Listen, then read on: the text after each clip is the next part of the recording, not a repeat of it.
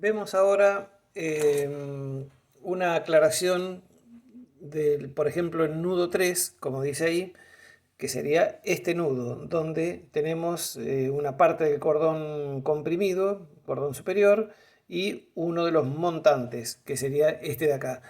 Para que ustedes interpreten de dónde vienen estas fuerzas, bueno, las fuerzas vienen de la carga que ejerce este tipo de vigas, que son las vigas C o perfiles C, que normalmente vienen galvanizados.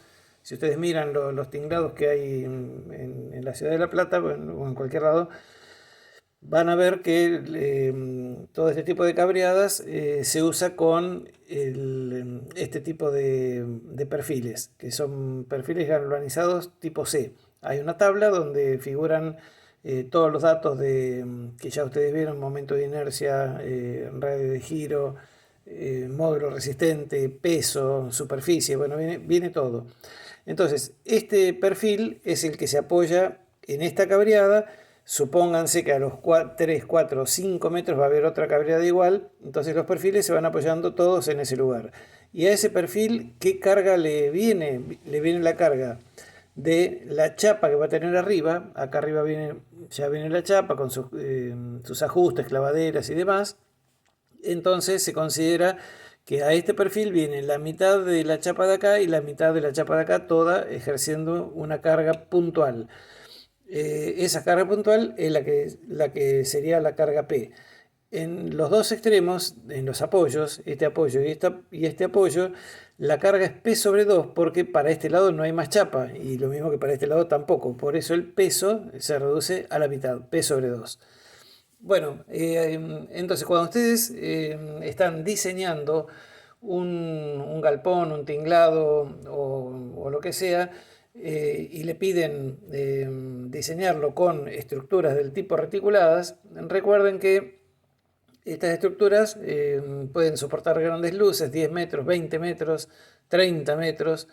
Y lo que pasa es que las correas, para que no sean demasiado grandes, conviene que la luz entre cabreadas, no la luz entre apoyos, sino la luz entre esta cabreada y una igualita que va a haber antes o después, esa luz no conviene que sobrepase los 3, 4 o 5 metros. Obviamente se puede hacer mayor, pero ya los perfiles estos van a ser muy grandes. Bueno, aclarado este tema, vamos a pasar al método de Ritter.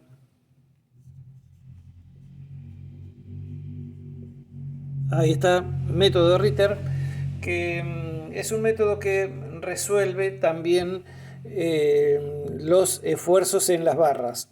Ustedes con el método de Ritter van a poder calcular esfuerzos en las barras. El método consiste primero en producir un corte en la estructura de tal forma, obviamente, que queden dos partes, una parte de la derecha, una parte de la izquierda, pero de tal manera que ese corte interese tres barras no concurrentes a un mismo punto. Por ejemplo, tengo la barra 2.3, la barra 2.11 y la barra 12.11. Entonces, por empezar, el corte lo tenemos que producir, digamos, entonces, cuando corte fuerzas, que serían estas tres, no concurrentes a un mismo punto. Si yo, por ejemplo, quisiera cortar así, ¿no? Estaría cortando, primero corto muchas más barras que tres.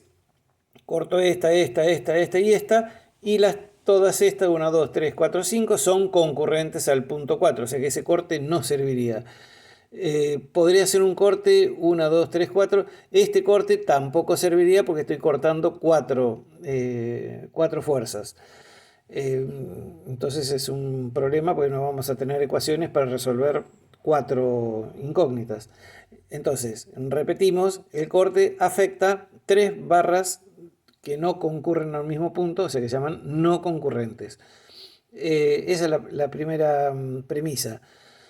Después, el método consiste en mirar para un lado o mirar para el otro lado. Y vamos a realizarlo mediante ecuaciones de momento.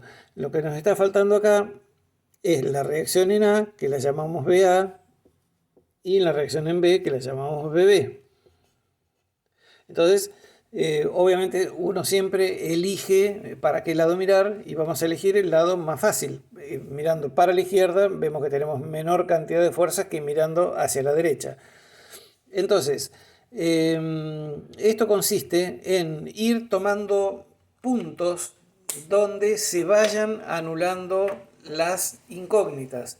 Recuerden, cuando nosotros tomamos un momento, el momento siempre es una fuerza por una distancia perpendicular a la recta de acción de la fuerza. Por lo tanto, si el punto corresponde a a la dirección de esa fuerza, si el punto está en la dirección de esa fuerza no produce momento en ese punto. Entonces, por ejemplo, si yo me ubico en el punto 2, lo marcamos con rojo, si me ubico en el punto 2, el momento de la fuerza S23 y el momento de la fuerza S211 va a ser cero porque no tiene distancia. Entonces, la única fuerza que produciría momento sería la fuerza 12-11. Entonces, vamos a marcar con otro color.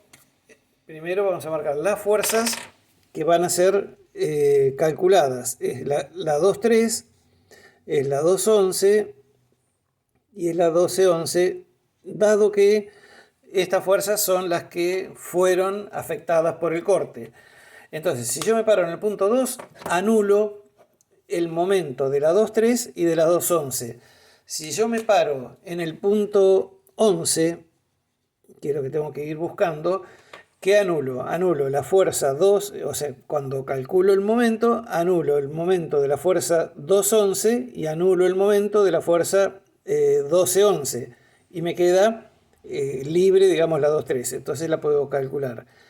Y fíjense que la intersección de las otras dos incógnitas, que sería de la fuerza 2.3 y de la fuerza 2.11, se juntan en este punto. Entonces, si yo tomo un momento en el punto 1, anulo el momento de la 2.3, anulo el momento de la 12.11 y me queda por calcular el momento de la 2.11. Entonces ahí tengo el punto 1, el punto 2 y el punto 11. En esos tres puntos tomo momento y como tengo tres incógnitas, tomando momento en esos tres puntos, tengo tres ecuaciones y podemos calcular las incógnitas. Entonces, sí, lo vamos a ver en el otro video porque ya si no va a ser demasiado pesado.